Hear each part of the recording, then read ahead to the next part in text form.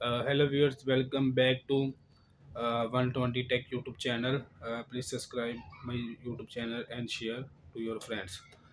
Today is also very important topic of classical mechanics generalized coordinates. आज हम generalise coordinate को explain करेंगे। तो आप देखिए ज़रा क्या होता है। General coordinates are set of independent coordinate that can fully describe the motion of system।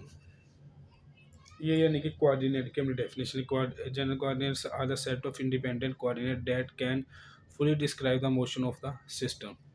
यानी कि किसी मोशन को जो एक्सप्लेन करे हर लिहाज से, तो वो जनरलाइज कोऑर्डिनेट होंगे। अब इसको हम रोटेटेड इस तरह करते हैं। अब कोऑर्डिनेट की डेफिनेशन देखें, a set of value that show N exist position.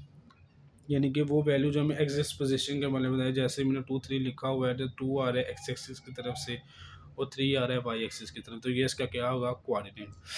अब जनरलाइज्ड कोऑर्डिनेट क्या होता है, minimum number of independent coordinates or variable which is required to describe the motion of dynamical system is known as the generalized। अच्छा, अब generalise और दूसरे coordinate में फ़र्क या डिफरेंस क्या होगा। अब दूसरे कोऑर्डिनेट भी उस मोशन को एक्सप्लेन करेंगे हर लिहाज से, यानी कि जो वो कोऑर्डिनेट का काम ही है जी, किसी भी चीज़ को, किसी मोशन को या किसी भी जो उसके लिए काम दिए उसको एक्सप्लेन करना। अब जनरलाइज में जो टर्म इंपॉर्टेंट है वो मिनिमम है, the minimum number of independent coordinates. यानी कि जो मिनिमम हो कोऑर्डिनेट जो उसको एक्सप्लेन करे, देन वो क्या होगा जी, the minimum number of independent coordinates और variable which is required to describe the motion of dynamic system is known as a generalized coordinates। अच्छा, अब हम इसको एक फॉर्मूले की सिस्टम से भी देखेंगे। For a system of N particle and for K constants. अच्छा, एक सिस्टम है जिसमें एन नंबर ऑफ पार्टिकल्स है और के इसमें क्या है जी, कंस्ट्रेंट। कंस्ट्रेंट का फिर बता दूं क्या, the limitation in the motion. अगर किसी एक एक्सिस के अलो मोशन पर लिमिट लगा दो, देन वो क्या होगा जी, उसका कंस्ट्रेंट होगा। The number of independent coordinate will be 3n minus के। ये फॉर्मूला हम यूज़ करते हैं, कुछ ट्राई करेंगे। Where n is the number of particle and k is the constant, वो पहले मैं बता चुका हूँ। अच्छा, अब एक एग्जांपल देखिए जी, consider 2 particles having 6 coordinates and 1 constraint. अच्छा, एक पार्टिकल उसमें 6 कोऑर्डिनेट हैं और 1 क्या है, उसमें कंस्ट्रेंट है। तो जैसे ये बना हुआ है 3, ये हमने कंस्ट्रेंट लगा दिया 6 और 5। अच्छा, एन की जगह क्या आएगा, 2 है ना हमारे पास, एन के नंबर पर 5 6 माइनस 1, तो यानी कि 6 में 5 ही बचेगा।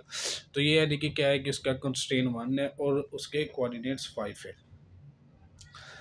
अच्छा, अब इसको अब एक सर्कल डायग्राम की मदद से भी एक्सप्लेन कर सकते हैं। अगर ये सर्कल है तो एक्स वाई जी प्लेन में मूव करे, ये इसका रेडियस है, ये इसकी वाई एक्सिस और ये इसका एक्स एक्सिस है। In case of theta is the अब इस केस में ना जो थीटा होगा वो जनरलाइज कोऑर्डिनेट होगा। मैं पहले बता चुका हूँ। अब हम मैं इसको इससे भी रिप्रेजेंट कर सकता हूँ कि एक्स वाई प्लेन में भी, बट वो ज़्यादा होगा। पर जो थीटा है वो इसका जनरलाइज है। जो मिनिमम नंबर ऑफ कोऑर्डिनेट, ये देखना, the minimum number of variable which is required, जो मिनिमम इसमें थीटा इस पूरी मोशन को, फुली मोशन को in a very decent way represent कर रहा है, तो वो इसका जनरलाइज कोऑर्डिनेट होगा। अब next ji, Cartesian coordinates can be explained in term of generalise coordinate. अच्छा, अब कार्टेशियन कोऑर्डिनेट को हम जनरलाइज कोऑर्डिनेट में एक्सप्लेन करना है, तो ये भी ज़रा इंपॉर्टेंट टर्म है। देखिए ज़रा, द कोऑर्डिनेट सॉरी क्या ये cartesian coordinate are is equal to, यानी कि 1 2 3 अगर हमारे पास हो तो साइन थीटा किसके इक्वल होता है, इस इक्वेशन की मदद से। ये देखिए ज़रा, परपेंडिकुलर ओवर हाइपोटेनस, तो परपेंडिकुलर क्या है, वाई हाइपोटेनस आर। तो अगर मैं वाई की वैल्यू निकालना चाहूँ तो वो आ जाएगी आर साइन ऑफ थीटा। तो इसी तरह अगर एक्स वाई के लिए X is equal to R cos of theta, तो ये सारा इसी की तरफ है। अब change from Cartesian to generalise coordinate. अब हमने कार्टेशियन से जनरलाइज कोऑर्डिनेट में चेंज करना है, तो वो कैसे होगा। अब एक्स भी यानी कि जो